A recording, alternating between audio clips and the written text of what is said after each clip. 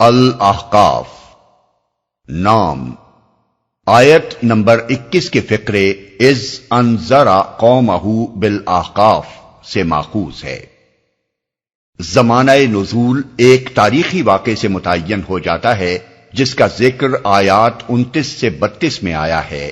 ان آیات میں جنوں کے آنے اور قرآن سن کر واپس جانے کا جو واقعہ بیان ہوا ہے وہ حدیث و سیرت کی متفقہ علیہ روایات کی روح سے اس وقت پیش آیا تھا جب نبی صلی اللہ علیہ وسلم طائف سے مکہ معظمہ کی طرف پلٹتے ہوئے نخلا کے مقام پر ٹھہرے تھے، اور تمام معتبر تاریخی روایات کے مطابق آپ کے طائف تشریف لے جانے کا واقعہ ہجرت سے 3 سال پہلے کا ہے، لہذا یہ متعین ہو جاتا ہے کہ یہ سورہ 10 نبوی کے آخر یا 11 نبوی کے ابتدائی زمانے میں نازل ہوئی۔ تاریخی پس منظر 10 نبوی حضور کی حیات طیبہ میں انتہائی سختی کا سال تھا۔ 3 برس سے قریش کے تمام قبیلوں نے مل کر بنی ہاشم اور مسلمانوں کا مکمل مقاطعہ کر رکھا تھا، اور حضور اپنے خاندان اور اپنے اصحاب کے ساتھ شیب ابی طالب میں محصور تھے۔ شیب ابی طالب مکہ معظمہ کے ایک محلے کا نام تھا جس میں بنی ہاشم رہا کرتے تھے۔ شیب عربی زبان میں گھاٹی کو کہتے ہیں، چونکہ یہ محلہ کوہ ابو قبیس کی گھاٹیوں میں سے ایک گھاٹی پر واقع تھا، اور ابو طالب بنی ہاشم کے سردار تھے، اس لیے اسے شیب ابی طالب کہا جاتا تھا۔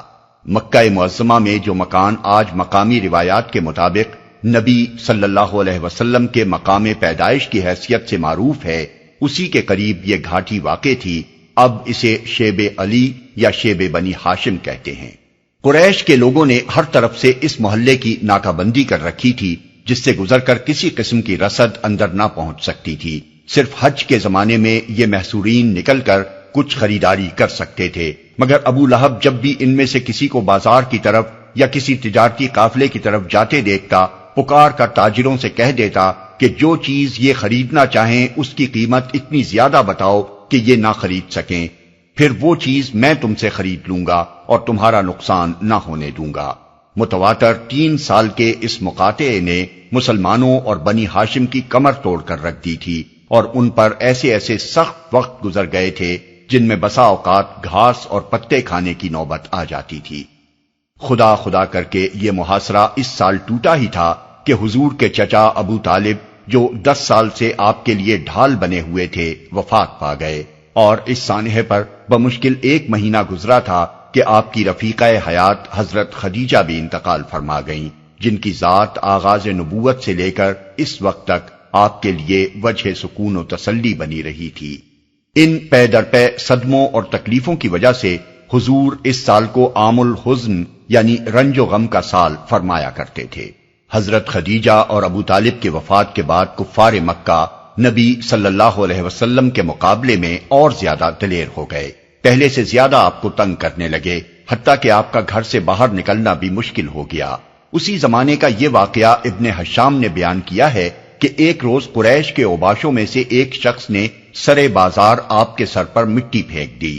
آخر کار آپ اس ارادے سے طائف تشریف لے گئے کہ بنی ثقیف کو اسلام کی طرف دعوت دیں، اور اگر وہ اسلام قبول نہ کریں تو انہیں کم از کم اس بات پر آمادہ کریں کہ وہ آپ کو اپنے ہاں چین سے بیٹھ کر کام کرنے کا موقع دے دیں۔ آپ کو اس وقت تک کوئی سواری میسر نہ تھی، مکہ سے طائف تک کا سارا سفر آپ نے پیدل طے کیا۔ بعض روایات کی روح سے آپ تنہا تشریف لے گئے تھے، اور بعض روایات کے مطابق آپ کے ساتھ صرف حضرت زید بن حارث تھے۔ وہاں پہنچ کر چند روز آپ نے قیام کیا اور ثقیف کے سرداروں اور معززین میں سے ایک ایک کے پاس جا کر بات کی، مگر انہوں نے نہ صرف یہ کہ آپ کی کوئی بات نہ مانی بلکہ آپ کو صاف صاف نوٹس دے دیا کہ ان کے شہر سے نکل جائیں، کیونکہ ان کو اندیشہ ہو گیا تھا کہ کہیں آپ کی تبلیغ ان کے نوجوانوں کو بگاڑ نہ دے۔ مجبوراً آپ کو طائف چھوڑ دینا پڑا۔ جب آپ وہاں سے نکلنے لگے تو ثقیف کے سرداروں نے اپنے ہاں کے لفنگوں کو آپ کے پیچھے لگا دیا۔ وہ راستے کے دونوں طرف دور تک آپ پر آوازیں کستے، گالیاں دیتے اور پتھر مارتے چلے گئے، یہاں تک کہ آپ زخموں سے چور ہو گئے اور آپ کی جوتیاں خون سے بھر گئیں۔ اس حالت میں آپ طائف کے باہر ایک باغ کی دیوار کے سائے میں بیٹھ گئے اور اپنے رب سے عرض کیا، خداوندا، میں تیرے ہی حضور اپنی بے بسی و بے چارگی اور لوگوں کی نگاہ میں اپنی بے قدری کا شکوہ کرتا ہوں۔ اے ارحم الراحمین، تو سارے ہی کمزوروں کا رب ہے اور میرا رب بھی تو ہی ہے۔ مجھے کس کے حوالے کر رہا ہے؟ کیا کسی بیگانے کے حوالے جو مجھ سے درستی کے ساتھ پیش آئے، یا کسی دشمن کے حوالے جو مجھ پر قابو پا لے؟ اگر تو مجھ سے ناراض نہیں ہے تو مجھے کسی مصیبت کی پرواہ نہیں، مگر تیری طرف سے عافیت مجھے نصیب ہو جائے تو اس میں میرے لیے زیادہ کشادگی ہے۔ میں پناہ مانگتا ہوں تیری ذات کے اس نور کی جو اندھیرے میں اجالا اور دنیا اور آخرت کے معاملات کو درست کرتا ہے۔ مجھے اس سے بچا لے کہ تیرا غضب مجھ پر نازل ہو یا میں تیرے عتاب کا مستحق ہو جاؤں۔ تیری مرضی پر راضی ہوں یہاں تک کہ تو مجھ سے راضی ہو جائے۔ کوئی زور اور طاقت تیرے بغیر نہیں۔ دل شکستہ و غمگین پلٹ کر جب آپ قرن المنازل کے قریب پہنچے تو محسوس ہوا کہ آسمان پر ایک بادل سا چھایا ہوا ہے۔ نظر اٹھا کر دیکھا تو جبرائیل علیہ السلام سامنے تھے۔ انہوں نے پکار کر کہا، آپ کی قوم نے جو کچھ آپ کو جواب دیا ہے اللہ نے اسے سن لیا۔ اب یہ پہاڑوں کا منتظم فرشتہ اللہ نے بھیجا ہے، آپ جو حکم دینا چاہیں اسے دے سکتے ہیں۔ پھر پہاڑوں کے فرشتے نے آپ کو سلام کر کے عرض کیا، آپ فرمائیں تو دونوں طرف کے پہاڑ ان لوگوں پر الٹ دوں؟ آپ نے جواب دیا، نہیں، بلکہ میں امید رکھتا ہوں کہ اللہ ان کی نسل سے وہ لوگ پیدا کرے گا جو اللہ وحدہ لا شریک کی بندگی کریں گے۔ اس کے بعد آپ چند روز نخلا کے مقام پر جا کر ٹھہر گئے۔ پریشان تھے کہ اب کیسے مکہ واپس جاؤں۔ طائف میں جو کچھ گزری ہے اس کی خبریں وہاں پہنچ چکی ہوں گی، اس کے بعد تو کفار پہلے سے بھی زیادہ دلیر ہو جائیں گے۔ انہی ایام میں ایک روز رات کو آپ نماز میں قرآن مجید کی تلاوت فرما رہے تھے کہ جنوں کے ایک گروہ کا ادھر سے گزر ہوا۔ انہوں نے قرآن سنا، ایمان لائے، واپس جا کر اپنی قوم میں اسلام کی تبلیغ شروع کر دی، اور اللہ تعالیٰ نے اپنے نبی کو یہ خوشخبری سنائی کہ انسان چاہے آپ کی دعوت سے بھاگ رہے ہوں مگر بہت سے جن اس کے گرویدہ ہو گئے ہیں اور وہ اسے اپنی جنس میں پھیلا رہے ہیں۔ موضوع اور مباحث، یہ حالات تھے جن میں یہ سورت نازل ہوئی۔ جو شخص بھی ایک طرف ان حالات نزول کو دیکھے گا اور دوسری طرف اس سورہ کو بغور پڑھے گا، اسے اس امر میں کوئی شبہ نہ رہے گا کہ فی الواقع یہ محمد صلی اللہ علیہ وسلم کا کلام نہیں ہے، بلکہ اس کا نزول اللہ زبردست اور دانا کی طرف سے ہے۔ اس لیے کہ اول سے آخر تک پوری سورہ میں کہیں ان انسانی جذبات و تاثرات کا ایک ادنا شائبہ تک نہیں پایا جاتا جو ان حالات سے گزرنے والے انسان کے اندر فطری طور پر پیدا ہوتے ہیں۔ اگر یہ محمد صلی اللہ علیہ وسلم کا کلام ہوتا جنہیں پے در پے صدمات اور مصائب کے بے پناہ ہجوم اور طائف کے تازہ ترین چرکے نے خستہ حالی کی انتہا کو پہنچا دیا تھا، تو اس سورہ میں کہیں تو ان کیفیات کا عکس نظر آتا جو اس وقت آپ کے دل پر گزر رہی تھی۔ اوپر ہم نے حضور کی جو دعا نقل کی ہے اسے دیکھیے، وہ آپ کا اپنا کلام ہے، اس کا لفظ لفظ ان کیفیات سے لبریز ہے، مگر یہ سورہ جو اسی زمانے میں اور انہی حالات میں آپ ہی کی زبان مبارک سے ادا ہوئی ہے، ان کے ہر اثر سے قطعی خالی ہے۔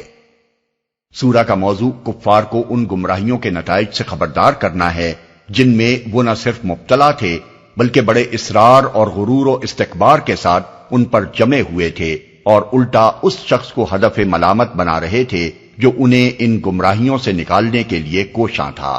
ان کے نزدیک دنیا کی حیثیت محض ایک بے مقصد کھلونے کی تھی، اور اس کے اندر اپنے آپ کو وہ غیر جواب دہ مخلوق سمجھ رہے تھے۔ توحید کی دعوت ان کے خیال میں باطل تھی، اور انہیں اصرار تھا کہ ان کے معبود واقعی خدا کے شریک ہیں۔ وہ قرآن کے متعلق یہ ماننے کو تیار نہ تھے کہ یہ خداوند عالم کا کلام ہے۔ رسالت کا ایک عجیب جاہلانہ تصور ان کے ذہن میں تھا، اور اس کی بنا پر محمد صلی اللہ علیہ وسلم کے دعوی رسالت کو جانچنے کے لیے وہ طرح طرح کے نرالے معیار تجویز کر رہے تھے۔ ان کے نزدیک اسلام کے برحق نہ ہونے کا ایک بڑا ثبوت یہ تھا کہ ان کے شیوخ اور بڑے بڑے قبائلی سردار اور ان کی قوم کے بوجھ بجک کر اسے نہیں مان رہے ہیں، اور صرف چند نوجوان، چند غریب لوگ اور چند غلام ہی اس پر ایمان لائے ہیں۔ وہ قیامت اور زندگی بعد موت اور جزا و سزا کی باتوں کو ایک من گھڑت افسانہ سمجھتے تھے، اور ان کا خیال یہ تھا کہ ان چیزوں کا وقوع خارج از امکان ہے۔ اس سورہ میں بالاختصار انہی گمراہیوں میں سے ایک ایک کی مدلل تردید کی گئی ہے، اور کفار کو خبردار کیا گیا ہے کہ تم اگر عقل و دلیل سے حقیقت کو سمجھنے کی کوشش کرنے کی بجائے تعصب اور ہٹ دھرمی سے کام لے کر قرآن کی دعوت اور محمد صلی اللہ علیہ وسلم کی رسالت کو رد کر دو گے تو آپ اپنا ہی انجام خراب کرو گے۔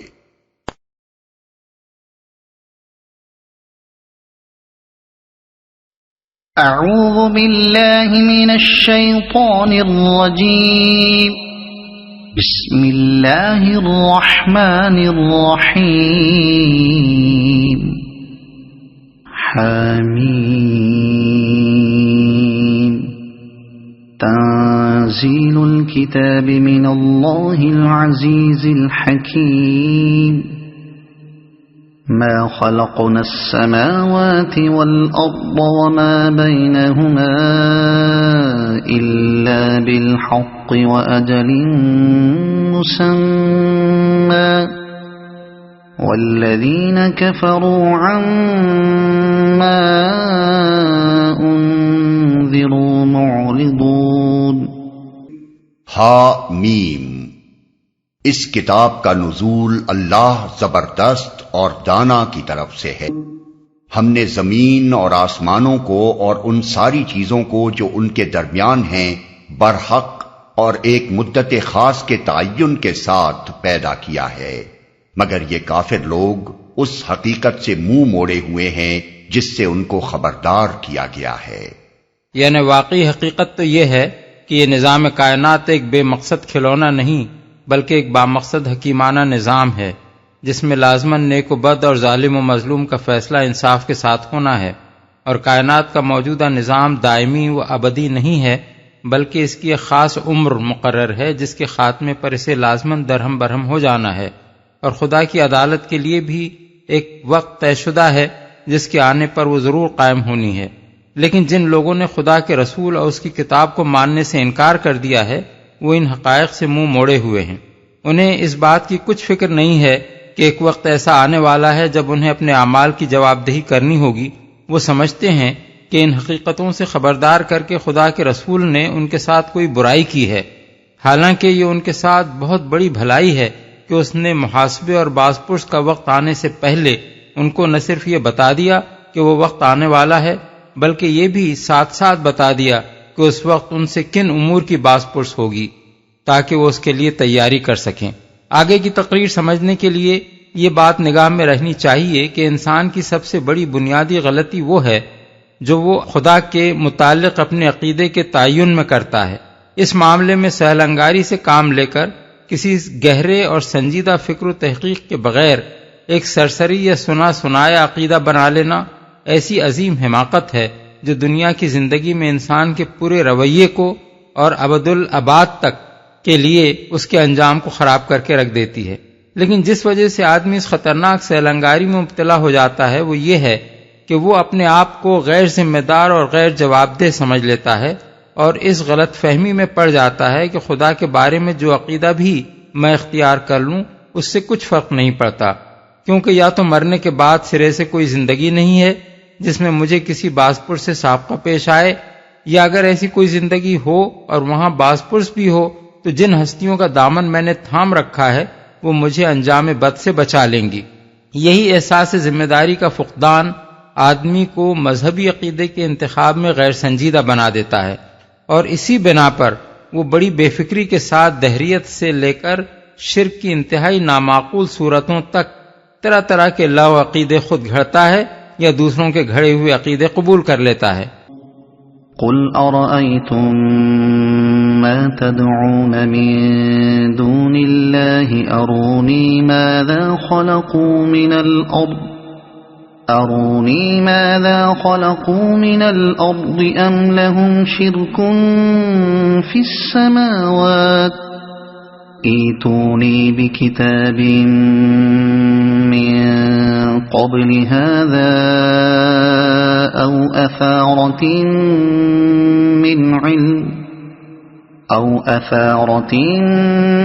من علم إن كنتم كنتم صادقين. اے نبی ان سے کہو کبھی تم نے آنکھیں کھول کر دیکھا بھی کہ وہ ہستیاں ہیں کیا جنہیں تم خدا کو چھوڑ کر پکارتے ہو؟ ذرا مجھے دکھاؤ تو صحیح کہ زمین میں انہوں نے کیا پیدا کیا ہے یا آسمانوں کی تخلیق و تدبیر میں ان کا کیا حصہ ہے؟ اس سے پہلے آئی ہوئی کوئی کتاب یا علم کا کوئی بقیہ ان عقائد کے ثبوت میں تمہارے پاس ہو تو وہی لے آؤ اگر تم سچے ہو۔ چونکہ مخاطب ایک مشرک قوم کے لوگ ہیں، اس لیے ان کو بتایا جا رہا ہے کہ احساس ذمہ داری کے فقدان کی وجہ سے وہ کس طرح بے سوچے سمجھے ایک نہایت غیر معقول عقیدے سے چمٹے ہوئے ہیں۔ وہ اللہ تعالیٰ کو خالق کائنات ماننے کے ساتھ بہت سی دوسری ہستیوں کو معبود بنائے ہوئے تھے، ان سے دعائیں مانگتے تھے، ان کو اپنا حاجت روا اور مشکل کشا سمجھتے تھے، ان کے آگے ماتھے رگڑتے اور نظر و نیاز پیش کرتے تھے، اور یہ خیال کرتے تھے کہ ہماری قسمتیں بنانے اور بگاڑنے کے اختیارات انہیں حاصل ہیں۔ انہی ہستیوں کے متعلق ان سے پوچھا جا رہا ہے کہ انہیں آخر کس بنیاد پر تم نے اپنا معبود مان رکھا ہے؟ ظاہر بات ہے کہ اللہ تعالیٰ کے ساتھ کسی کو معبودیت میں حصہ دار قرار دینے کے لیے دو ہی بنیادیں ہو سکتی ہیں، یا تو آدمی کو خود کسی ذریعہ علم سے یہ معلوم ہو کہ زمین و آسمان کے بنانے میں واقعی اس کا بھی کوئی حصہ ہے، یا اللہ تعالیٰ نے آپ یہ فرمایا ہو کہ فلاں صاحب بھی خدائی کے کام میں میرے شریک ہیں۔ اب اگر کوئی مشرک نہ یہ دعویٰ کر سکتا ہو کہ اسے اپنے معبودوں کے شریک خدا ہونے کا براہ راست علم حاصل ہے، اور نہ خدا کی طرف سے آئی ہوئی کسی کتاب میں یہ دکھا سکے کہ خدا نے خود کسی کو اپنا شریک قرار دیا ہے، تو لا محالہ اس کا عقیدہ قطعی بے بنیاد ہی ہوگا۔ اس آیت میں پہلے آئی ہوئی کتاب سے مراد کوئی ایسی کتاب ہے جو قرآن سے پہلے اللہ تعالیٰ کی طرف سے بھیجی گئی ہو، اور علم کے بقیہ سے مراد قدیم زمانے کے انبیاء اور صلحاء کی تعلیمات کا کوئی ایسا حصہ ہے جو بعد کی نسلوں کو کسی قابل اعتماد ذریعے سے پہنچا ہو۔ ان دونوں ذرائع سے جو کچھ بھی انسان کو ملا ہے اس میں کہیں شرک کا شائبہ تک موجود نہیں ہے۔ تمام کتب آسمانی بالاتفاق وہی توحید پیش کرتی ہیں جس کی طرف قرآن دعوت دے رہا ہے، اور علوم اولین کے جتنے نقوش بھی بچے کھچے موجود ہیں ان میں بھی کہیں اس امر کی شہادت نہیں ملتی کہ کسی نبی یا ولی یا مرد صالح نے کبھی لوگوں کو خدا کے سوا کسی اور کی بندگی و عبادت کرنے کی تعلیم دی ہو، بلکہ اگر کتاب سے مراد کتاب الہی اور بقیہ علم سے مراد انبیاء و صلحاء کا چھوڑا ہوا علم نہ بھی لیا جائے تو دنیا کی کسی علمی کتاب اور دینی یا دنیاوی علوم کے کسی ماہر کی تحقیقات میں بھی آج تک اس امر کی نشاندہی نہیں کی گئی ہے کہ زمین یا آسمان کی فلاں چیز کو خدا کے سوا فلاں بزرگ یا دیوتا نے پیدا کیا ہے، یا انسان جن نعمتوں سے اس کائنات میں متمتع ہو رہا ہے ان میں سے فلاں نعمت خدا کے بجائے فلاں معبود کی آفریدہ ہے۔ وَمَنْ أَضَلُّ مِمَّنْ يَدْعُو مِن دُونِ اللَّهِ مَن لَّا يَسْتَجِيبُ لَهُ إِلَى يَوْمِ الْقِيَامَةِ وَهُمْ عَن دُعَائِهِمْ غَافِلُونَ. وَإِذَا حُشِرَ النَّاسُ كَانُوا لَهُمْ أَعْدَاءً وَكَانُوا بِعِبَادَتِهِمْ كَافِرِينَ.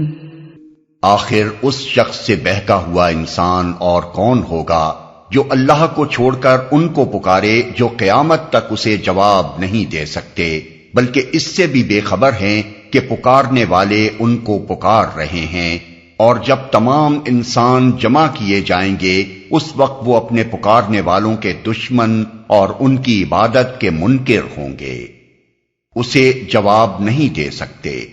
جواب دینے سے مراد جوابی کارروائی کرنا ہے، نہ کہ الفاظ میں بآواز جواب دینا یا تحریر کی شکل میں لکھ کر بھیج دینا۔ مطلب یہ ہے کہ کوئی شخص اگر ان معبودوں سے فریاد یا استغاثہ کرے یا ان سے کوئی دعا مانگے تو چونکہ ان کے ہاتھ میں کوئی طاقت اور کوئی اختیار نہیں ہے، اس لیے وہ اس کی درخواست پر کوئی کارروائی نفی یا اثبات کی شکل میں نہیں کر سکتے۔ قیامت تک جواب نہ دے سکنے کا مطلب یہ ہے کہ جب تک یہ دنیا باقی ہے اس وقت تک تو معاملہ صرف اسی حد پر رہے گا کہ ان کی دعاؤں کا کوئی جواب ان کی طرف سے نہ ملے گا، لیکن جب قیامت آ جائے گی تو اس سے آگے بڑھ کر معاملہ یہ پیش آئے گا کہ وہ معبود اپنے ان عابدوں کے الٹے دشمن ہوں گے، جیسا کہ آگے کی آیت میں آ رہا ہے۔ ان کو پکار رہے ہیں، یعنی ان تک ان پکارنے والوں کی پکار سرے سے پہنچتی ہی نہیں، نہ وہ خود اپنے کانوں سے اس کو سنتے ہیں، نہ کسی ذریعے سے ان تک یہ اطلاع پہنچتی ہے کہ دنیا میں کوئی انہیں پکار رہا ہے۔ اس ارشاد الہی کو تفصیلاً یوں سمجھیے کہ دنیا بھر کے مشرکین خدا کے سوا جن ہستیوں سے دعائیں مانگتے رہے ہیں وہ 3 اقسام پر منقسم ہیں۔ ایک، بے روح اور بے عقل مخلوقات، دوسرے وہ بزرگ انسان جو گزر چکے ہیں، تیسرے وہ گمراہ انسان جو خود بگڑے ہوئے تھے اور دوسروں کو بگاڑ کر دنیا سے رخصت ہوئے۔ پہلی قسم کے معبودوں کا تو اپنے عابدوں کی دعاؤں سے بے خبر رہنا ظاہر ہی ہے، رہے دوسری قسم کے معبود جو اللہ کے مقرب انسان تھے تو ان کے بے خبر رہنے کے 2 وجوہ ہیں۔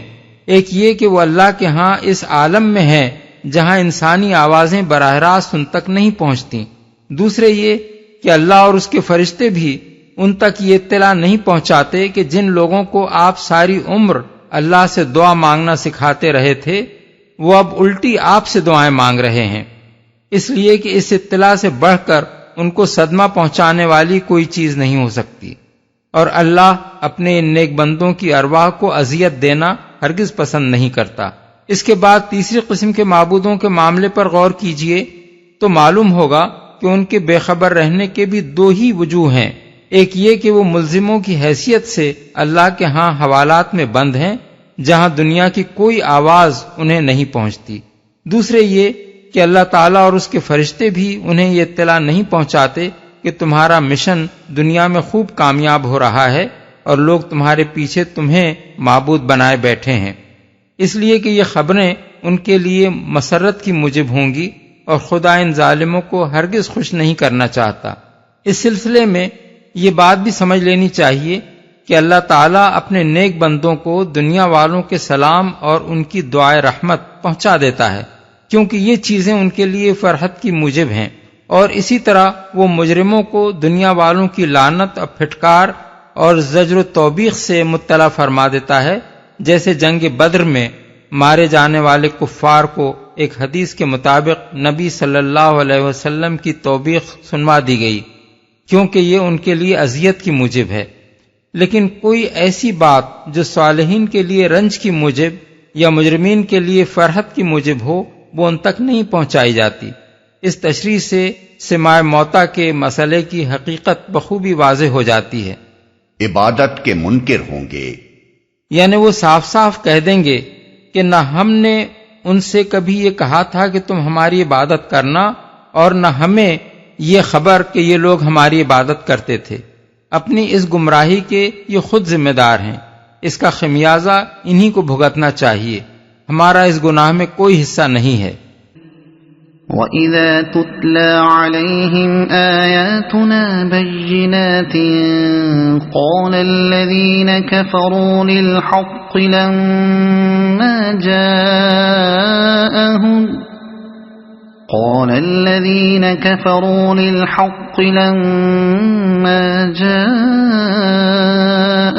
هَذَا سِحْرٌ مُبِينٌ۔ ان لوگوں کو جب ہماری صاف صاف آیات سنائی جاتی ہیں اور حق ان کے سامنے آ جاتا ہے تو یہ کافر لوگ اس کے متعلق کہتے ہیں کہ یہ تو کھلا جادو ہے۔ اس کا مطلب یہ ہے کہ جب قرآن کی آیات کفار مکہ کے سامنے پڑھی جاتی تھیں تو وہ صاف یہ محسوس کرتے تھے کہ اس کلام کی شان انسانی کلام سے بدرجہ بلند ہے۔ ان کے کسی شاعر، کسی خطیب اور کسی بڑے سے بڑے ادیب کے کلام کو بھی قرآن کی بے مثل فصاحت و بلاغت، اس کی وجد آفرین خطابت، اس کے بلند مضامین اور دلوں کو برما دینے والے انداز بیان سے کوئی مناسبت نہ تھی، اور سب سے بڑی بات یہ ہے کہ خود نبی صلی اللہ علیہ وسلم کے اپنے کلام کی شان بھی وہ نہ تھی جو خدا کی طرف سے آپ پر نازل ہونے والے کلام میں نظر آتی تھی۔ جو لوگ بچپن سے آپ کو دیکھتے چلے آ رہے تھے وہ خوب جانتے تھے کہ آپ کی زبان اور قرآن کی زبان میں کتنا عظیم فرق ہے، اور ان کے لیے یہ باور کرنا ممکن نہ تھا کہ ایک آدمی جو 40-50 برس سے شب و روز ان کے درمیان رہتا ہے، وہ یکایک کسی وقت بیٹھ کر ایسا کلام گھڑ لیتا ہے جس کی زبان میں اس کی اپنی جانی پہچانی زبان سے قطعاً کوئی مشابہت نہیں پائی جاتی۔ یہ چیز ان کے سامنے حق کو بالکل بے نقاب کر کے لے آتی تھی، مگر وہ چونکہ اپنے کفر پر اڑے رہنے کا فیصلہ کر چکے تھے، اس لیے اس سری علامت کو دیکھ کر سیدھی طرح اس کلام کو کلام وحی مان لینے کی بجائے یہ بات بناتے تھے کہ یہ کوئی جادو کا کرشمہ ہے۔ أَمْ يَقُولُونَ افْتَرَاهُ قُلْ إِنِ افْتَرَيْتُهُ فَلَا تَمْلِكُونَ لِي مِنَ اللَّهِ شَيْئًا هُوَ أَعْلَمُ بِمَا تُفِيضُونَ فِيهِ كَفَى بِهِ شَهِيدًا بَيْنِي وَبَيْنَكُمْ وَهُوَ الْغَفُورُ الرَّحِيمُ۔ کیا ان کا کہنا یہ ہے کہ رسول نے اسے خود گھڑ لیا ہے؟ ان سے کہو، اگر میں نے اسے خود گھڑ لیا ہے تو تم مجھے خدا کی پکڑ سے کچھ بھی نہ بچا سکو گے۔ جو باتیں تم بناتے ہو اللہ ان کو خوب جانتا ہے۔ میرے اور تمہارے درمیان وہی گواہی دینے کے لیے کافی ہے، اور وہ بڑا درگزر کرنے والا اور رحیم ہے۔ رسول نے اسے خود گھڑ لیا ہے۔ اس سوالیہ طرز بیان میں سخت تعجب کا انداز پایا جاتا ہے۔ مطلب یہ ہے کہ کیا یہ لوگ اتنے بے حیا ہیں کہ محمد صلی اللہ علیہ وسلم پر قرآن خود گھڑ لانے کا الزام رکھتے ہیں، حالانکہ انہیں خوب معلوم ہے کہ یہ ان کا تصنیف کردہ کلام نہیں ہو سکتا، اور ان کا اسے سحر کہنا خود اس امر کا صحیح اعتراف ہے کہ یہ ایک غیر معمولی کلام ہے جس کا کسی انسان کی تصنیف ہونا ان کے اپنے نزدیک بھی ممکن نہیں ہے۔ گواہی دینے کے لیے کافی ہے۔ چونکہ ان کے الزام کا محض بے اصل اور سراسر ہٹ دھرمی پر مبنی ہونا بالکل ظاہر تھا، اس لیے اس کی تردید میں دلائل پیش کرنے کی کوئی حاجت نہ تھی۔ بس یہ کہنے پر اکتفا کیا گیا کہ اگر واقعی میں نے خود ایک کلام تصنیف کر کے اللہ کی طرف منسوب کرنے کا جرم عظیم کیا ہے جیسے کہ تم الزام رکھتے ہو، تو مجھے خدا کی پکڑ سے بچانے کے لیے تم نہ آؤ گے، لیکن اگر یہ خدا ہی کا کلام ہے اور تم جھوٹے الزامات رکھ رکھ کر اسے رد کر رہے ہو تو اللہ تم سے نمٹ لے گا۔ حقیقت اللہ سے چھپی ہوئی نہیں ہے، اور جھوٹ سچ کا فیصلہ کرنے کے لیے وہ بالکل کافی ہے۔ ساری دنیا اگر کسی کو جھوٹا کہے اور اللہ کے علم میں وہ سچا ہو تو آخری فیصلہ لازماً اسی کے حق میں ہوگا، اور ساری دنیا اگر کسی کو سچا کہہ دے مگر اللہ کے علم میں وہ جھوٹا ہو تو آخر کار وہ جھوٹا ہی قرار پائے گا۔ لہذا الٹی سیدھی باتیں بنانے کے بجائے اپنے انجام کی فکر کرو۔ رحیم ہے۔ اس مقام پر یہ فقرہ دو معنی دے رہا ہے۔ ایک یہ کہ فی الواقع یہ اللہ کا رحم اور اس کا درگزر ہی ہے جس کی وجہ سے وہ لوگ زمین میں سانس لے رہے ہیں جنہیں خدا کے کلام کو افترا قرار دینے میں کوئی باک نہیں، ورنہ کوئی بے رحم اور سختگیر خدا اس کائنات کا مالک ہوتا تو ایسی جسارتیں کرنے والوں کو ایک سانس کے بعد دوسرا سانس لینا نصیب نہ ہوتا۔ دوسرا مطلب اس فقرے کا یہ ہے کہ ظالموں، اب بھی اس ہٹ دھرمی سے باز آ جاؤ تو خدا کی رحمت کا دروازہ تمہارے لیے کھلا ہوا ہے، اور جو کچھ تم نے اب تک کیا ہے وہ معاف ہو سکتا ہے۔ قل ما كنت بدعا من الرسل وما أدري ما يفعل بي ولا بكم إن أتبع إلا ما يوحى إلي وما أنا إلا نذير مبين۔ ان سے کہو میں کوئی نرالا رسول تو نہیں ہوں، میں نہیں جانتا کہ کل تمہارے ساتھ کیا ہونا ہے اور میرے ساتھ کیا، میں تو صرف اس وحی کی پیروی کرتا ہوں جو میرے پاس بھیجی جاتی ہے، اور میں ایک صاف صاف خبردار کر دینے والے کے سوا اور کچھ نہیں ہوں۔ اس ارشاد کا پس منظر یہ ہے کہ جب نبی صلی اللہ علیہ وسلم نے اپنے آپ کو خدا کے رسول کی حیثیت سے پیش کیا تو مکے کے لوگ اس پر طرح طرح کی باتیں بنانے لگے۔ وہ کہتے تھے کہ یہ کیسا رسول ہے جو بال بچے رکھتا ہے، بازاروں میں چلتا پھرتا ہے، کھاتا پیتا ہے اور ہم جیسے انسانوں کی طرح زندگی بسر کرتا ہے۔ آخر اس میں وہ نرالی بات کیا ہے جس میں یہ عام انسانوں سے مختلف ہو، اور ہم یہ سمجھیں کہ خاص طور پر اس شخص کو خدا نے اپنا رسول بنایا ہے۔ پھر وہ کہتے تھے کہ اگر اس شخص کو خدا نے رسول بنایا ہوتا تو وہ اس کی اردلی میں کوئی فرشتہ بھیجتا جو اعلان کرتا کہ یہ خدا کا رسول ہے، اور ہر اس شخص پر عذاب کا کوڑا برسا دیتا جو اس کی شان میں کوئی ذرا سی گستاخی کر بیٹھتا۔ یہ آخر کیسے ہو سکتا ہے کہ خدا کسی کو اپنا رسول مقرر کرے اور پھر اسے یوں ہی مکے کی گلیوں میں پھرنے اور ہر طرح کی زیادتیاں سہنے کے لیے بے سہارا چھوڑ دے؟ اور کچھ نہیں تو کم از کم یہی ہوتا کہ خدا اپنے رسول کے لیے ایک شاندار محل اور ایک لہلہاتا باغ ہی پیدا کر دیتا۔ یہ تو نہ ہوتا کہ اس کے رسول کی بیوی کا مال جب ختم ہو جائے تو اسے فاقوں کی نوبت آ جائے اور طائف جانے کے لیے اسے سواری تک میسر نہ ہو۔ پھر وہ لوگ آپ سے طرح طرح کے معجزات کا مطالبہ کرتے تھے اور غیب کی باتیں آپ سے پوچھتے تھے۔ ان کے خیال میں کسی شخص کا رسول خدا ہونا یہ معنی رکھتا تھا کہ وہ فوق البشری طاقتوں کا مالک ہو، اس کے ایک اشارے پر پہاڑ ٹل جائیں اور ریگزار دیکھتے دیکھتے کشت زاروں میں تبدیل ہو جائیں، اس کو تمام ما کان و ما یکون کا علم ہو اور پردہ غیب میں چھپی ہوئی ہر چیز اس پر روشن ہو۔ یہی باتیں ہیں جن کا جواب ان فقروں میں دیا گیا ہے۔ ان میں سے ہر فقرے کے اندر معانی کی ایک دنیا پوشیدہ ہے۔ فرمایا ان سے کہو میں کوئی نرالا رسول تو نہیں ہوں، یعنی میرا رسول بنایا جانا دنیا کی تاریخ میں کوئی پہلا واقعہ تو نہیں ہے کہ تمہیں یہ سمجھنے میں پریشانی لاحق ہو کہ رسول کیسا ہوتا ہے اور کیسا نہیں ہوتا۔ مجھ سے پہلے بہت سے رسول آ چکے ہیں اور میں ان سے مختلف نہیں ہوں۔ آخر دنیا میں کب کوئی رسول ایسا آیا ہے جو بال بچے نہ رکھتا ہو یا کھاتا پیتا نہ ہو یا عام انسانوں کی سی زندگی بسر نہ کرتا ہو؟ کس رسول کے ساتھ کوئی فرشتہ اترا ہے جو اس کی رسالت کا اعلان کرتا ہو اور اس کے آگے آگے ہاتھ میں کوڑا لیے پھرتا ہو؟ کس رسول کے لیے باغ اور محلات پیدا کیے گئے اور کس نے خدا کی طرف بلانے میں وہ سختیاں نہیں جھیلیں جو میں جھیل رہا ہوں؟ کون سا رسول ایسا گزرا ہے جو اپنے اختیار سے کوئی معجزہ دکھا سکتا ہو یا اپنے علم سے سب کچھ جانتا ہو؟ پھر یہ نرالے معیار میری ہی رسالت کو پرکھنے کے لیے تم کہاں سے لیے چلے آ رہے ہو؟ اس کے بعد فرمایا کہ ان کے جواب میں یہ بھی کہو میں نہیں جانتا کہ کل میرے ساتھ کیا ہونے والا ہے اور تمہارے ساتھ کیا، میں تو صرف اس وحی کی پیروی کرتا ہوں جو مجھے بھیجی جاتی ہے، یعنی میں عالم الغیب نہیں ہوں کہ ماضی حال مستقبل سب مجھ پر روشن ہو اور دنیا کی ہر چیز کا مجھے علم ہو۔ تمہارا مستقبل تو درکنار، مجھے تو اپنا مستقبل بھی معلوم نہیں ہے۔ جس چیز کا وحی کے ذریعے سے مجھے علم دے دیا جاتا ہے بس اسی کو میں جانتا ہوں۔ اس سے زائد کوئی علم رکھنے کا میں نے آخر کب دعویٰ کیا تھا؟ اور کون سا رسول ایسے علم کا مالک کبھی دنیا میں گزرا ہے کہ تم میری رسالت کو جانچنے کے لیے میری غیب دانی کا امتحان لیتے پھرتے ہو؟ رسول کا یہ کام کب سے ہو گیا کہ وہ کھوئی ہوئی چیزوں کے پتے بتائے، یا یہ بتائے کہ حاملہ عورت لڑکا جنے گی یا لڑکی، یا یہ بتائے کہ مریض اچھا ہو جائے گا یا مر جائے گا؟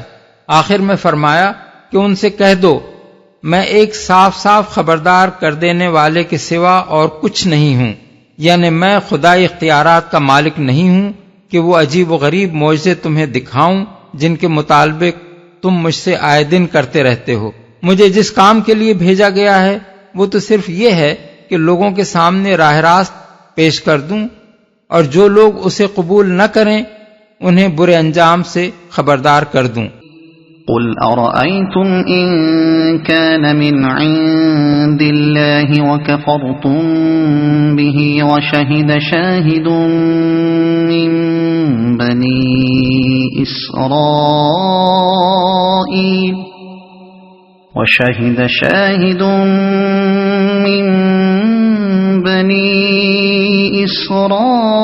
إسرائيل على مثله فآمن واستكبرتم إن الله لا يهدي القوم الظالمين۔ اے نبی ان سے کہو کبھی تم نے سوچا بھی کہ اگر یہ کلام اللہ ہی کی طرف سے ہوا اور تم نے اس کا انکار کر دیا تو تمہارا کیا انجام ہوگا؟ اور اس جیسے کلام پر تو بنی اسرائیل کا ایک گواہ شہادت بھی دے چکا ہے وہ ایمان لے آیا اور تم اپنے گھمنڈ میں پڑے رہے، ایسے ظالموں کو اللہ ہدایت نہیں دیا کرتا۔ تمہارا کیا انجام ہوگا؟ یہ وہی مضمون ہے جو اس سے پہلے ایک دوسرے طریقے سے سورہ حامیم السجدہ آیت 52 میں گزر چکا ہے۔ اپنے گھمنڈ میں پڑے رہے۔ مفسرین کے ایک بڑے گروہ نے اس گواہ سے مراد حضرت عبداللہ بن سلام کو لیا ہے، جو مدینہ طیبہ کے مشہور یہودی عالم تھے اور ہجرت کے بعد نبی صلی اللہ علیہ وسلم پر ایمان لائے۔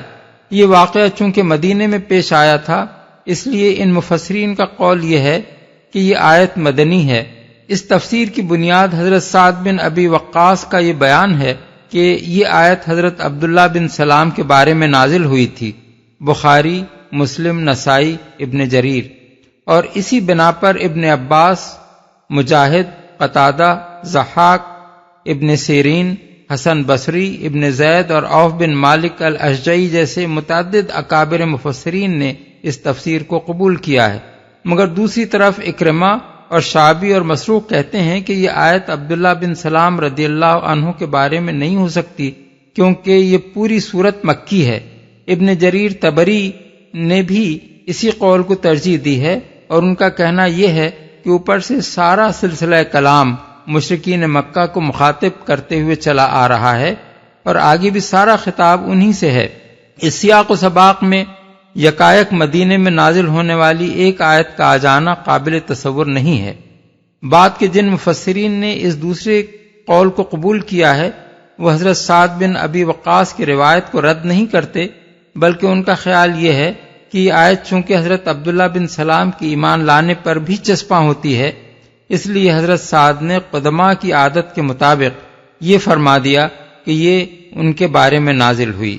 اس کا یہ مطلب نہیں ہے کہ جب وہ ایمان لائے اس وقت انہی کے بارے میں یہ نازل ہوئی، بلکہ اس کا مطلب صرف یہ ہے کہ وہ اس آیت کے ٹھیک ٹھیک مصداق ہیں اور ان کے قبول ایمان پر یہ پوری طرح چسپاں ہوتی ہے۔ بظاہر یہی دوسرا قول زیادہ صحیح اور معقول محسوس ہوتا ہے۔ اس کے بعد یہ سوال حل طلب رہ جاتا ہے کہ اس گواہ سے مراد کون ہے؟ جن مفسرین نے اس دوسرے قول کو اختیار کیا ہے، ان میں سے بعض کہتے ہیں کہ اس سے مراد موسیٰ علیہ السلام ہیں، لیکن بات کا یہ فقرہ کہ وہ ایمان لے آیا اور تم اپنے گھمنڈ میں پڑے رہے، اس تفسیر کے ساتھ کوئی مناسبت نہیں رکھتا۔ زیادہ صحیح بات وہی معلوم ہوتی ہے جو مفسر نیسابوری اور ابن کثیر نے بیان کی ہے کہ یہاں گواہ سے مراد کوئی خاص شخص نہیں بلکہ بنی اسرائیل کا ایک عام آدمی ہے۔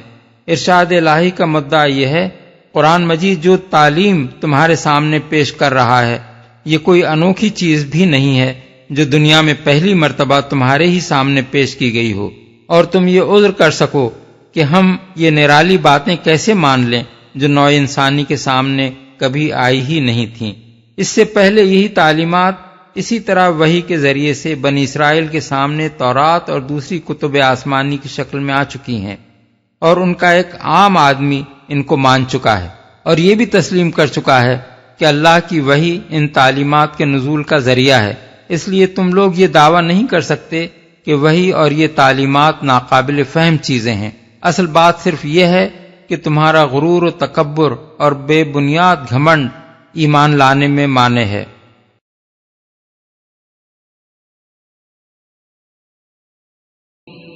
وقال الذين كفروا للذين آمنوا لو كان خيرا ما سبقونا إليه وإذ لم يهتدوا به فسيقولون هذا إفك قديم۔ جن لوگوں نے ماننے سے انکار کر دیا ہے وہ ایمان لانے والوں کے متعلق کہتے ہیں اگر اس کتاب کو مان لینا کوئی اچھا کام ہوتا تو یہ لوگ اس معاملے میں ہم سے سبقت نہ لے جا سکتے تھے، چونکہ انہوں نے اس سے ہدایت نہ پائی، اس لیے اب یہ ضرور کہیں گے کہ یہ تو پرانا جھوٹ ہے، سبقت نہ لے جا سکتے تھے۔ یہ ان دلائل میں سے ایک ہے جو قریش کے سردار عوام الناس کو نبی صلی اللہ علیہ وسلم کے خلاف بہکانے کے لیے استعمال کرتے تھے۔ ان کا کہنا یہ تھا کہ اگر یہ قرآن برحق ہوتا اور محمد صلی اللہ علیہ وسلم ایک صحیح بات کی طرف دعوت دے رہے ہوتے تو قوم کے سردار اور شیوخ اور معززین آگے بڑھ کر اس کو قبول کرتے۔ آخر یہ کیسے ہو سکتا ہے کہ چند ناتجربے کار لڑکے اور چند ادنا درجے کے غلام تو ایک معقول بات کو مان لیں، اور قوم کے بڑے بڑے لوگ جو دانا اور جہاندیدہ ہیں اور جن کی عقل و تدبیر پر آج تک قوم اعتماد کرتی رہی ہے، اس کو رد کر دیں۔ اس پرفریب استدلال سے وہ عوام کو مطمئن کرنے کی کوشش کرتے تھے کہ اس نئی دعوت میں ضرور کچھ خرابی ہے، اسی لیے تو قوم کے اکابر اس کو نہیں مان رہے ہیں، لہذا تم لوگ بھی اس سے دور بھاگو۔ یہ تو پرانا جھوٹ ہے۔ یعنی ان لوگوں نے اپنے آپ کو حق و باطل کا معیار قرار دے رکھا ہے، یہ سمجھتے ہیں کہ جس ہدایت کو یہ قبول نہ کریں وہ ضرور ضلالت ہی ہونی چاہیے، لیکن یہ اسے نیا جھوٹ کہنے کی ہمت نہیں رکھتے، کیونکہ اس سے پہلے بھی انبیاء علیہم السلام یہی تعلیمات پیش کرتے رہے ہیں، اور تمام کتب آسمانی جو اہل کتاب کے پاس موجود ہیں انہی عقائد اور انہی ہدایات سے بھری ہوئی ہیں، اس لیے یہ اسے پرانا جھوٹ کہتے ہیں۔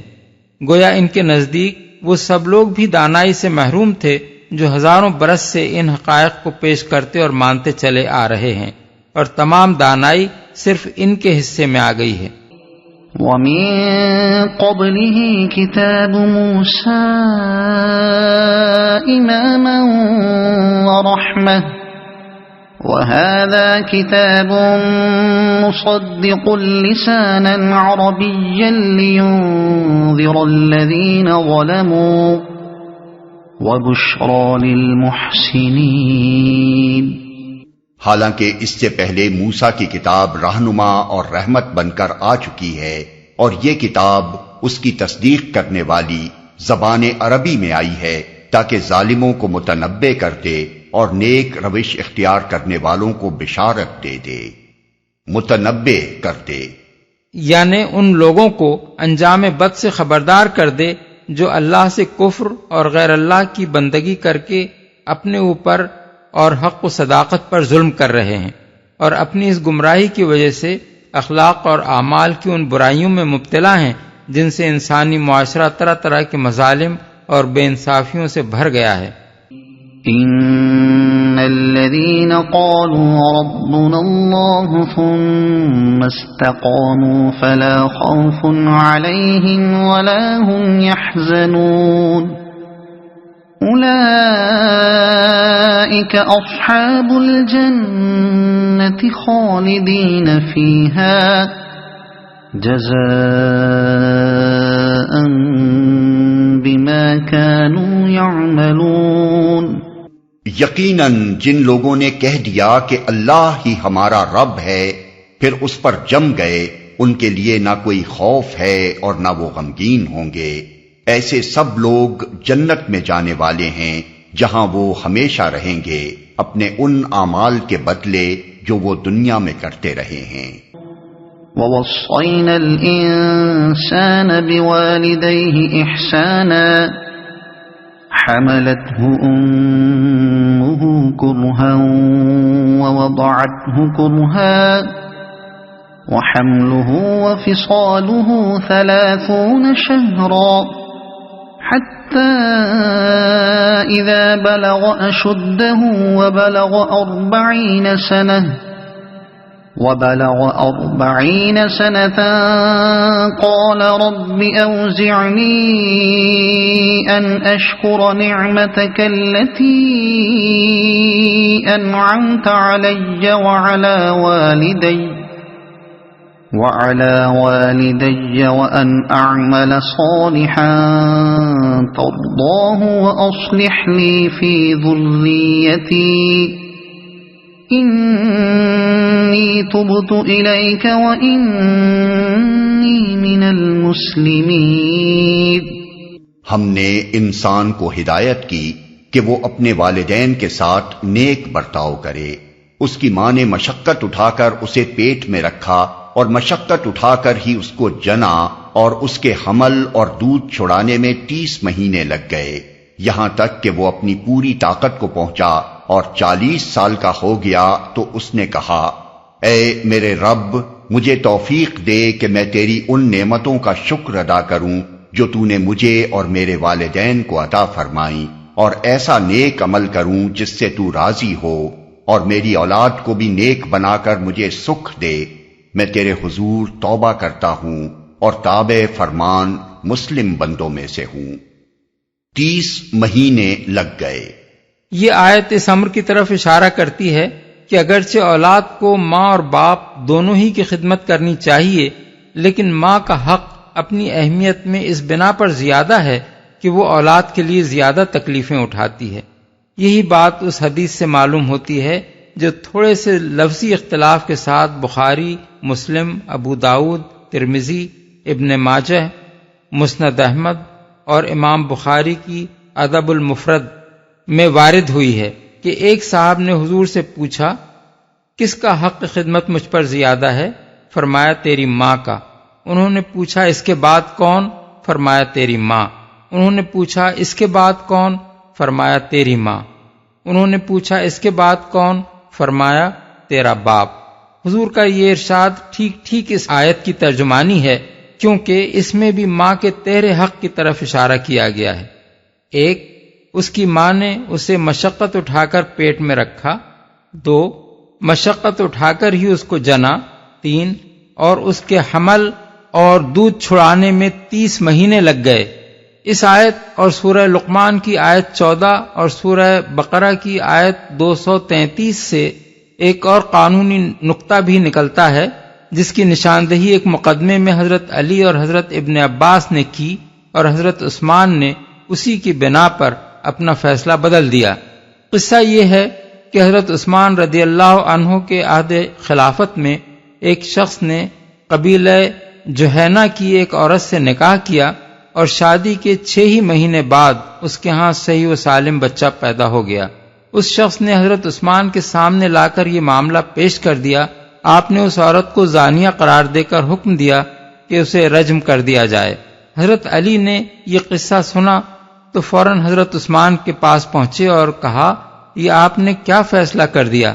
انہوں نے جواب دیا کہ نکاح کے 6 مہینے بعد اس نے زندہ سلامت بچہ جن دیا، کیا یہ اس کے زانیہ ہونے کا کھلا ثبوت نہیں ہے؟ حضرت علی نے فرمایا نہیں۔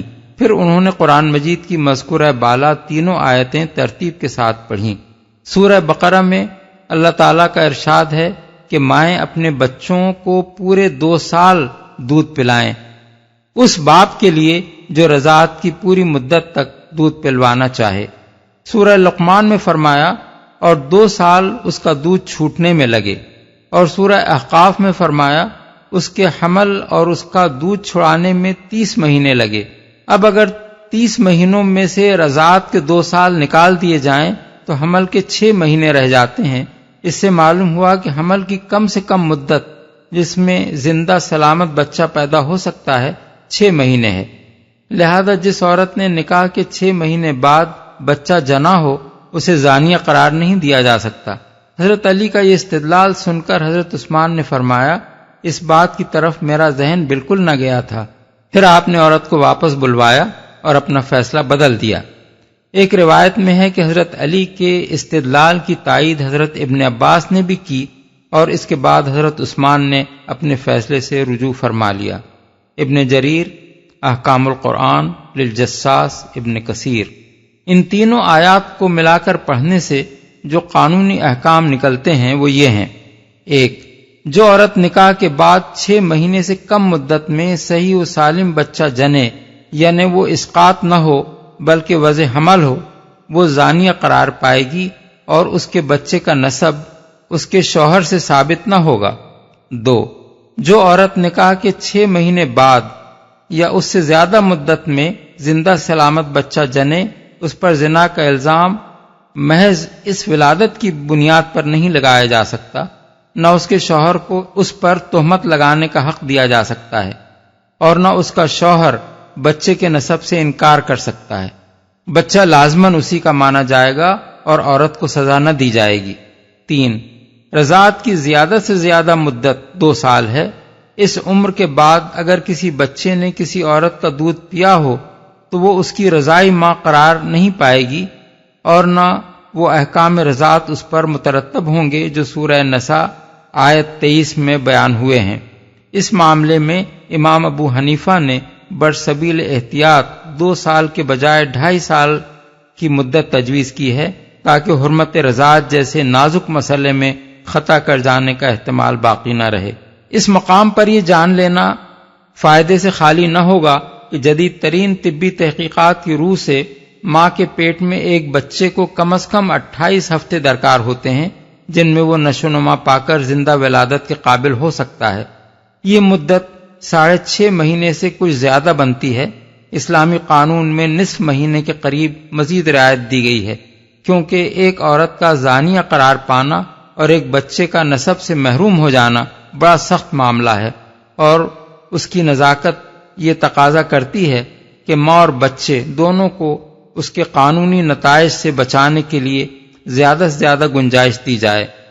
علاوہ بریں کسی طبیب، کسی قاضی، حتیٰ کہ خود حاملہ عورت اور اسے بارور کرنے والے مرد کو بھی ٹھیک یہ معلوم نہیں ہو سکتا کہ استقرار حمل کس وقت ہوا ہے۔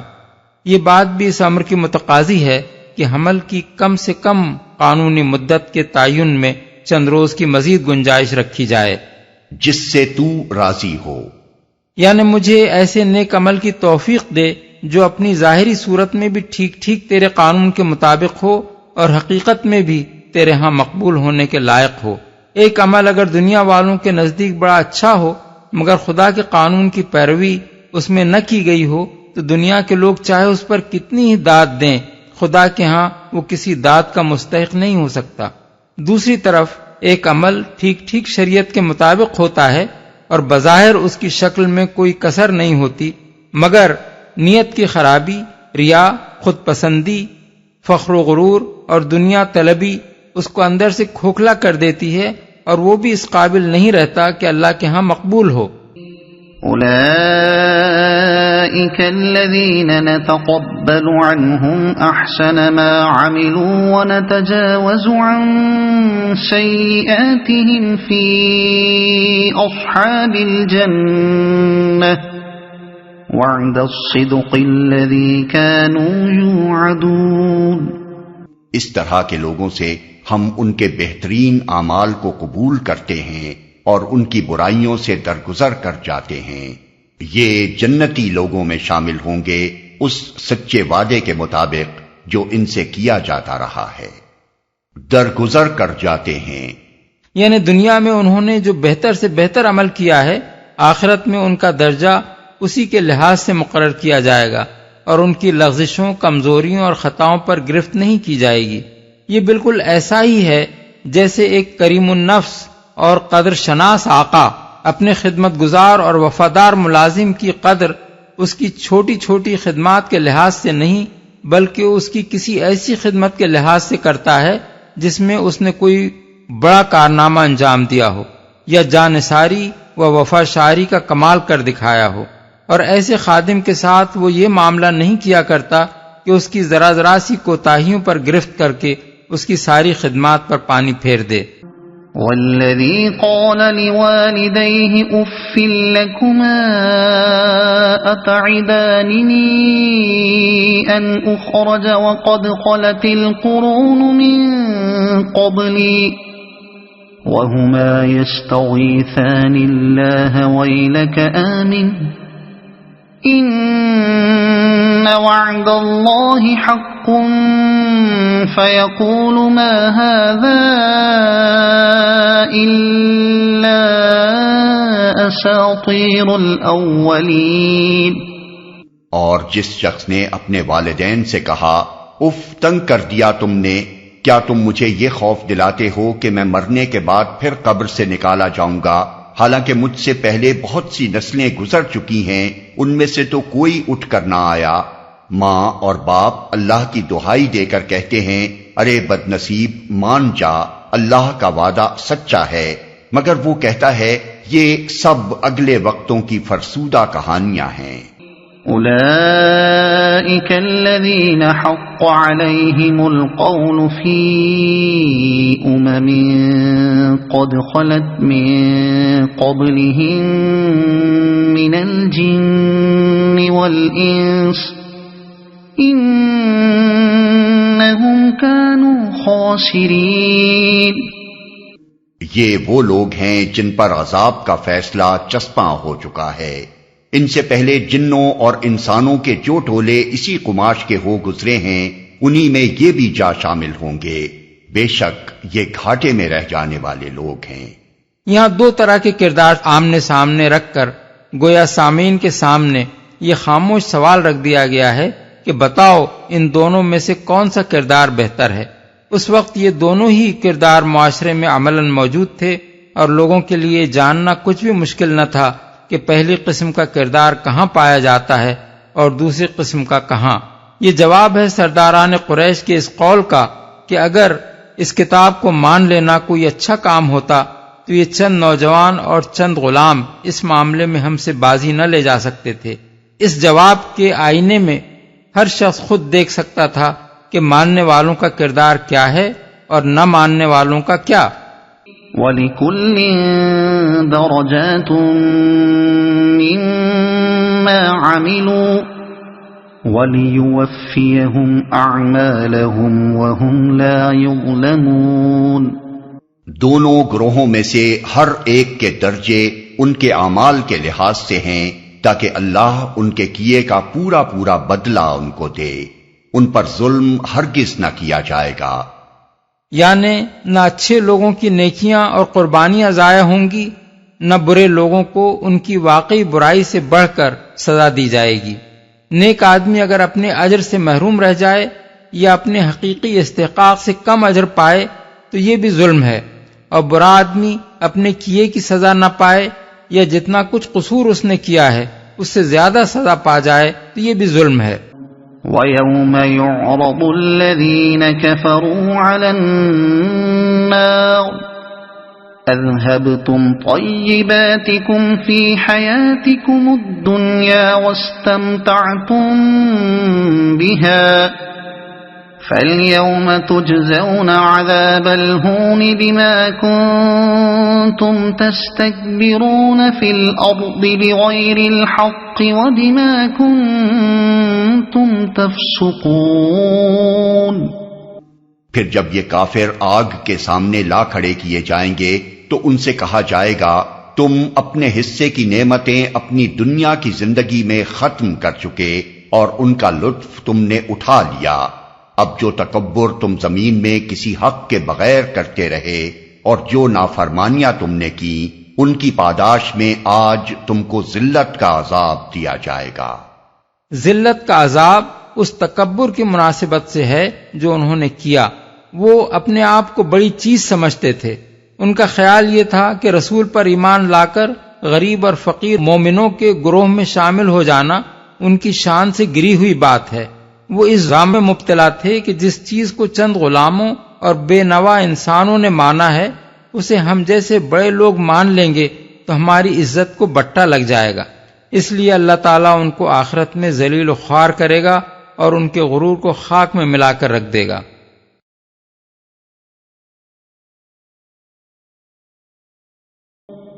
وَاذْكُرْ أَخَا عَادٍ إِذْ أَنذَرَ قَوْمَهُ بِالْأَحْقَافِ وَقَدْ خَلَتِ النُّذُرُ مِنْ بَيْنِ يَدَيْهِ وَمِنْ خَلْفِهِ أَلَّا تَعْبُدُوا إِلَّا اللَّهَ إِنِّي أَخَافُ عَلَيْكُمْ عَذَابَ يَوْمٍ عَظِيمٍ. ذرا انہیں عاد کے بھائی ہود کا قصہ سناؤ جبکہ اس نے احقاف میں اپنی قوم کو خبردار کیا تھا، اور ایسے خبردار کرنے والے اس سے پہلے بھی گزر چکے تھے اور اس کے بعد بھی آتے رہے کہ اللہ کے سوا کسی کی بندگی نہ کرو، مجھے تمہارے حق میں ایک بڑے ہولناک دن کے عذاب کا اندیشہ ہے. اپنی قوم کو خبردار کیا تھا. چونکہ سرداران قریش اپنی بڑائی کا الزام رکھتے تھے اور اپنے ثروت اور مشیخت پر پھولے نہ سماتے تھے، اس لیے یہاں ان کو قوم عاد کا قصہ سنایا جا رہا ہے جس کے متعلق عرب میں مشہور تھا کہ قدیم زمانے میں وہ اس سرزمین کی سب سے زیادہ طاقتور قوم تھی. احقاف حقف کی جمع ہے اور اس کے لغوی معنی ہیں ریت کے لمبے لمبے ٹیلے جو بلندی میں پہاڑوں کی حد کو نہ پہنچے ہوں، لیکن اصطلاحاً یہ صحرائے عرب یعنی الربع الخالی کے جنوب مغربی حصے کا نام ہے جہاں آج کوئی آبادی نہیں ہے۔ ابن اسحاق کا بیان ہے کہ عاد کا علاقہ عمان سے یمن تک پھیلا ہوا تھا، اور قرآن مجید ہمیں بتاتا ہے کہ ان کا اصل وطن الاحقاف تھا، جہاں سے نکل کر وہ گرد و پیش کے ممالک میں پھیلے اور کمزور قوموں پر چھا گئے۔ آج کے زمانے تک بھی جنوبی عرب کے باشندوں میں یہی بات مشہور ہے کہ عاد اسی علاقے میں آباد تھے۔ موجودہ شہر مکلا سے تقریباً 125 میل کے فاصلے پر شمال کی جانب حضرموت میں ایک مقام ہے جہاں لوگوں نے حضرت ہود کا مزار بنا رکھا ہے، اور وہ قبر ہود کے نام ہی سے مشہور ہے۔ ہر سال 15 شعبان کو وہاں عرس ہوتا ہے، اور عرب کے مختلف حصوں سے ہزاروں آدمی وہاں جمع ہوتے ہیں۔ یہ قبر اگرچہ تاریخی طور پر ثابت نہیں ہے، لیکن اس کا وہاں بنایا جانا اور جنوبی عرب کے لوگوں کا کثرت سے اس کی طرف رجوع کرنا کم از کم اس بات کا ثبوت ضرور ہے کہ مقامی روایات اسی علاقے کو قوم عاد کا علاقہ قرار دیتی ہیں۔ اس کے علاوہ حضرموت میں متعدد خرابے یعنی روئنس ایسے ہیں جن کو مقامی باشندے آج تک دار عاد کے نام سے موسوم کرتے ہیں۔ الاحقاف کی موجودہ حالت کو دیکھ کر کوئی شخص یہ گمان بھی نہیں کر سکتا کہ کبھی یہاں ایک شاندار تمدن رکھنے والی طاقتور قوم آباد ہوگی۔ اغلب یہ ہے کہ ہزاروں برس پہلے یہ ایک شاداب علاقہ ہوگا اور بعد میں آب و ہوا کی تبدیلی نے اسے ریگزار بنا دیا ہوگا۔ آج اس کی حالت یہ ہے کہ وہ ایک لق و دق ریگستان ہے جس کے اندرونی حصوں میں جانے کی بھی کوئی ہمت نہیں رکھتا۔ 1843 میں بویریا کا ایک فوجی آدمی اس کے جنوبی کنارے پر پہنچ گیا تھا۔ وہ کہتا ہے کہ حضرموت کی شمالی سطح مرتفع پر سے کھڑے ہو کر دیکھا جائے تو یہ صحرا 1000 فیٹ نشیب میں نظر آتا ہے۔ اس میں جگہ جگہ ایسے سفید قطعے ہیں جن میں کوئی چیز گر جائے تو وہ ریت میں غرق ہوتی چلی جاتی ہے اور بالکل بوسیدہ ہو جاتی ہے۔ عرب کے بدو اس علاقے سے بہت ڈرتے ہیں اور کسی قیمت پر وہاں جانے کے لیے راضی نہیں ہوتے۔ ایک موقع پر جب بدو اسے وہاں لے جانے پر راضی نہ ہوئے تو وہ اکیلا وہاں گیا۔ اس کا بیان ہے کہ یہاں کی ریت بالکل باریک صفوف کی طرح ہے۔ میں نے دور سے ایک شاقول اس میں پھینکا تو وہ 25 منٹ کے اندر اس میں غرق ہو گیا اور اس رسی کا سرا گل گیا جس کے ساتھ وہ بندھا ہوا تھا۔ مفصل معلومات کے لیے ملاحظہ ہو Arabia and the isles by Harold Ingrams London 1946، the unveiling of Arabia by R.H. Kiernan London 1937، the empty quarter Philby London 1933۔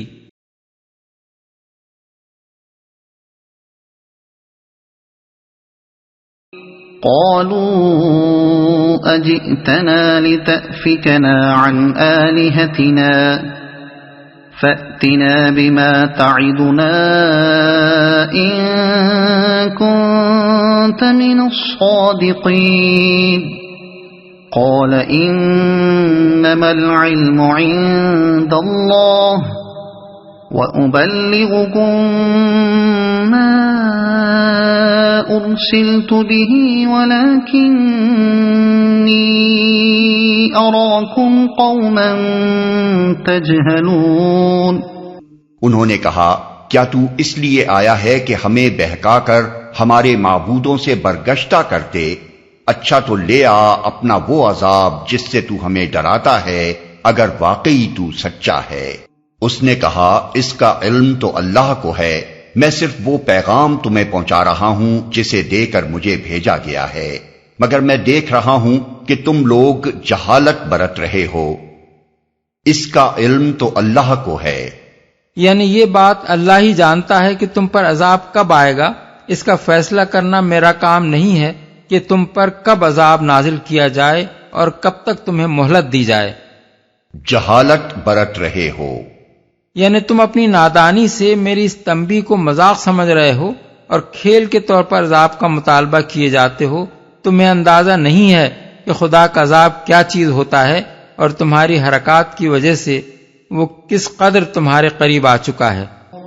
فلما رأوه عارضا مستقبل أوديتهم قالوا هذا عارض ممطرنا بل هو ما استعجلتم به ريح فيها عذاب أليم تدمر كل شيء بأمر ربها فأصبحوا لا يرى إلا مساكنهم كذلك نجزي القوم المجرمين۔ پھر جب انہوں نے اس عذاب کو اپنی وادیوں کی طرف آتے دیکھا تو کہنے لگے یہ بادل ہے جو ہم کو سیراب کر دے گا، نہیں بلکہ یہ وہی چیز ہے جس کے لیے تم جلدی مچا رہے تھے، یہ ہوا کا طوفان ہے جس میں دردناک عذاب چلا آ رہا ہے، اپنے رب کے حکم سے ہر چیز کو تباہ کر ڈالے گا۔ آخر کار ان کا حال یہ ہوا کہ ان کے رہنے کی جگہوں کے سوا وہاں کچھ نظر نہ آتا تھا۔ اس طرح ہم مجرموں کو بدلہ دیا کرتے ہیں۔ نہیں، یہاں اس امر کی کوئی تصریح نہیں ہے کہ ان کو یہ جواب کس نے دیا۔ کلام کے انداز سے خود بخود یہ مترشح ہوتا ہے کہ یہ وہ جواب تھا جو اصل صورتحال نے عملاً ان کو دیا۔ وہ سمجھے تھے کہ یہ بادل ہے جو ان کی وادیوں کو سیراب کرنے آیا ہے، اور حقیقت میں تھا وہ ہوا کا طوفان جو انہیں تباہ و برباد کرنے کے لیے بڑھا چلا آ رہا تھا۔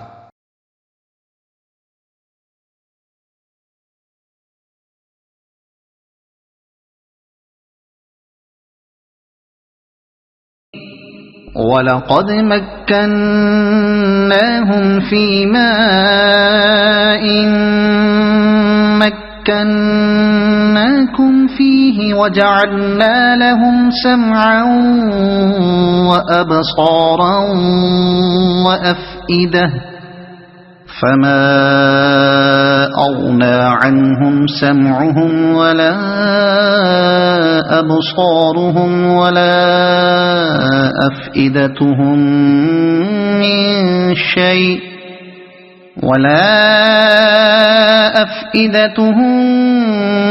من شيء إذ كانوا يجحدون بآيات الله وحاق بهم ما كانوا به يستهزئون۔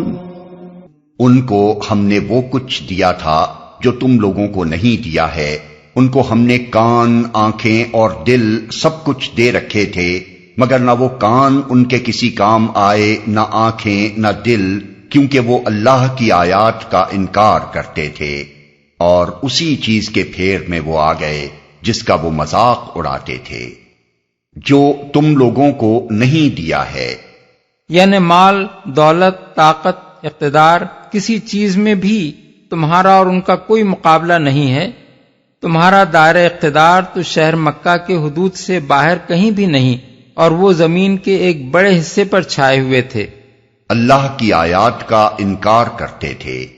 اس مختصر سے فقرے میں ایک اہم حقیقت بیان کی گئی ہے۔ خدا کی آیات ہی وہ چیز ہیں جو انسان کو حقیقت کا صحیح فہم و ادراک بخشتی ہیں۔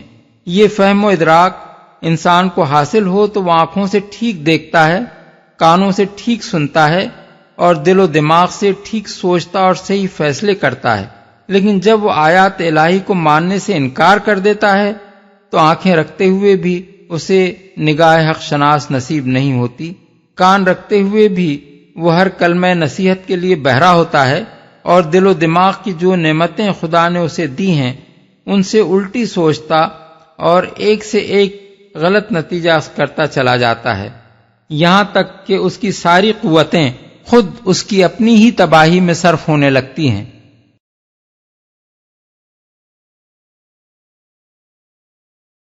وَلَقَدْ أَهْلَكْنَا مَا حَوْلَكُمْ مِنَ الْقُرَى وَصَرَّفْنَا الْآيَاتِ لَعَلَّهُمْ يَرْجِعُونَ فلولا نصرهم الذين اتخذوا من دون الله قربانا آلهة بل ضلوا عنهم وذلك إفكهم وما كانوا يفترون۔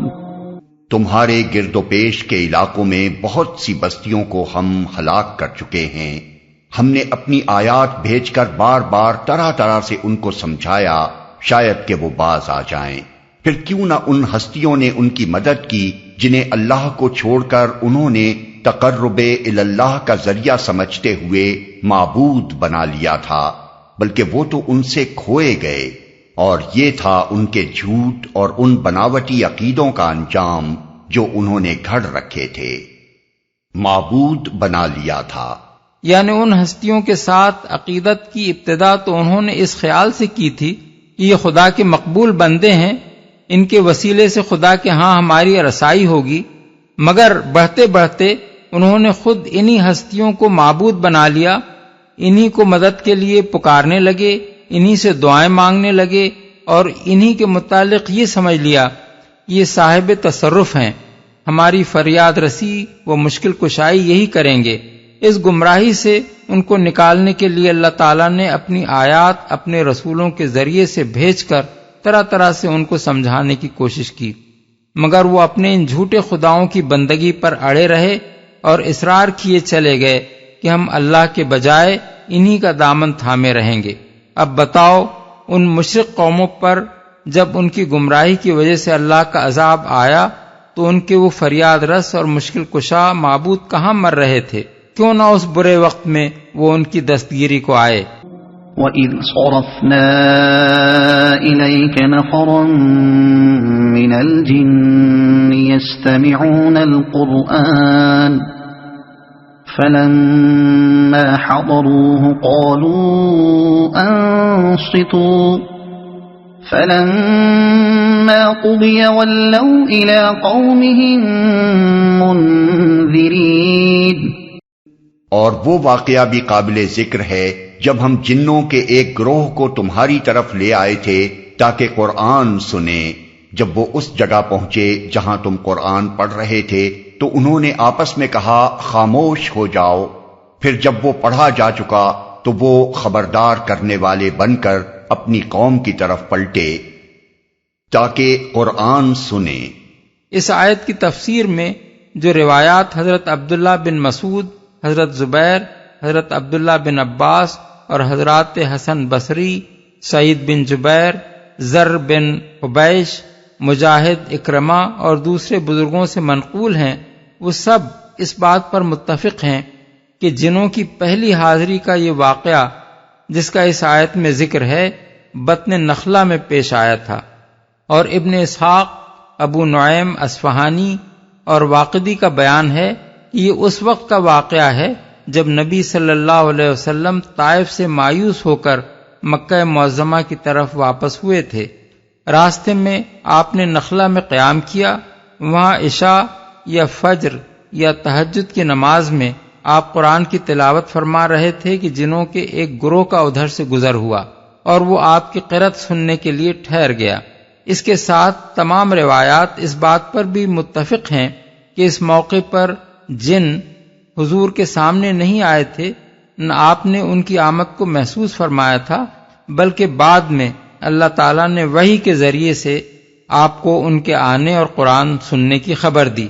یہ مقام جہاں یہ واقعہ پیش آیا یا تو الزیمہ تھا یا السیل الکبیر، کیونکہ یہ دونوں مقام وادی نخلہ میں واقع ہیں، دونوں جگہ پانی اور سرسبزی موجود ہے، اور طائف سے آنے والوں کو اگر اس وادی میں پڑاؤ کرنے کی ضرورت پیش آئے تو وہ انہی دونوں میں سے کسی جگہ ٹھہر سکتے ہیں۔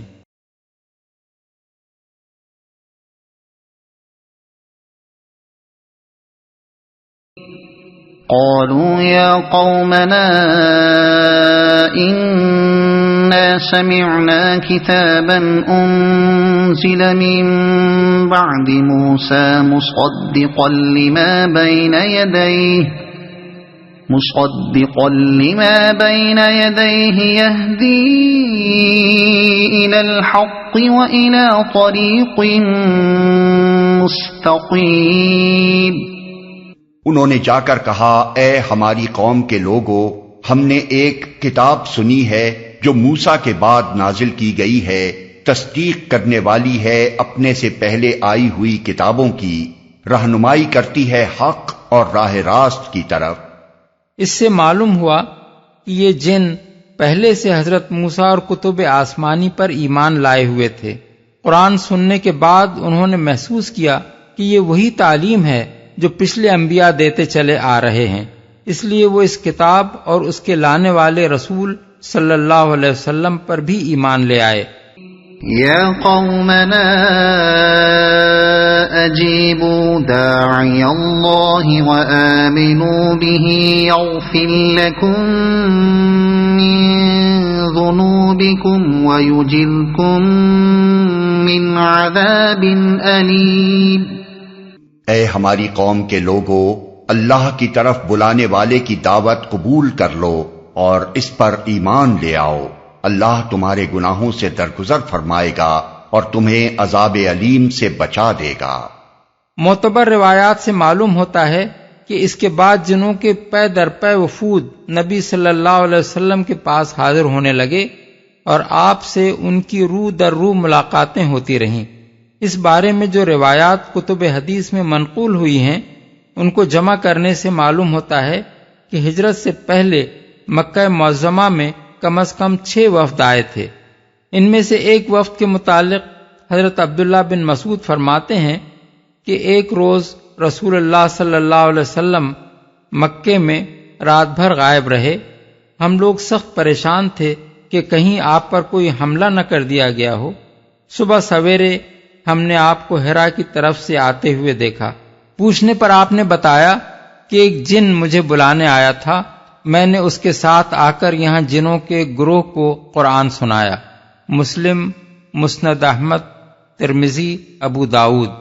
حضرت عبداللہ بن مسعود ہی کی ایک اور روایت ہے کہ ایک مرتبہ مکہ میں حضور نے صحابہ سے فرمایا کہ آج رات تم میں سے کون میرے ساتھ جنوں کی ملاقات کے لیے چلتا ہے؟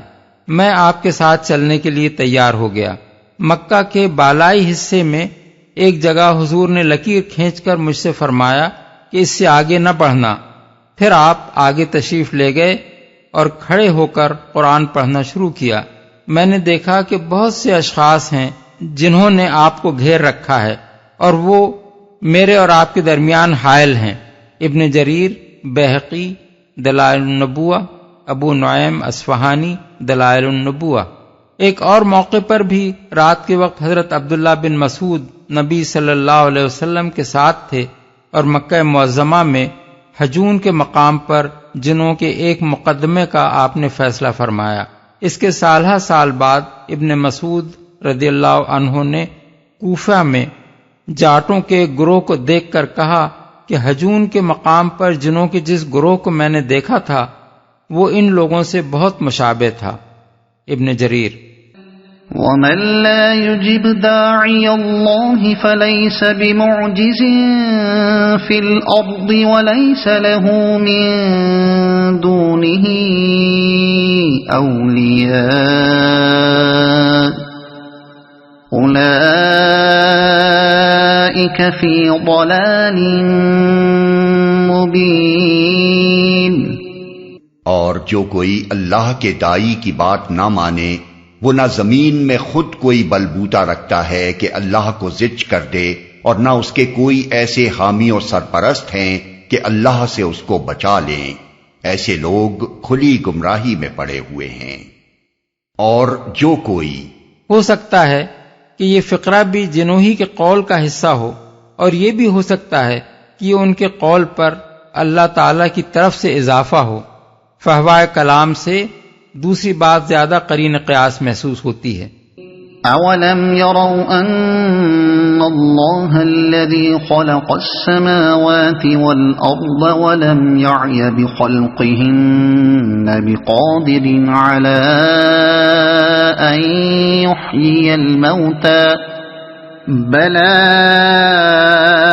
إنه على كل شيء قدير ويوم يعرض الذين كفروا على النار أليس هذا بالحق قالوا بلى وربنا قال فذوقوا العذاب بما كنتم تكفرون۔ اور کیا ان لوگوں کو یہ سجھائی نہیں دیتا کہ جس خدا نے یہ زمین اور آسمان پیدا کیے ہیں اور ان کو بناتے ہوئے جو نہ تھکا، وہ ضرور اس پر قادر ہے کہ مردوں کو جلا اٹھائے؟ کیوں نہیں، یقیناً وہ ہر چیز کی قدرت رکھتا ہے۔ جس روز یہ کافر آگ کے سامنے لائے جائیں گے، اس وقت ان سے پوچھا جائے گا کیا یہ حق نہیں ہے؟ یہ کہیں گے ہاں ہمارے رب کی قسم یہ واقعی حق ہے۔ اللہ فرمائے گا اچھا تو اب عذاب کا مزہ چکھو اپنے اس انکار کی پاداش میں جو تم کرتے رہے تھے۔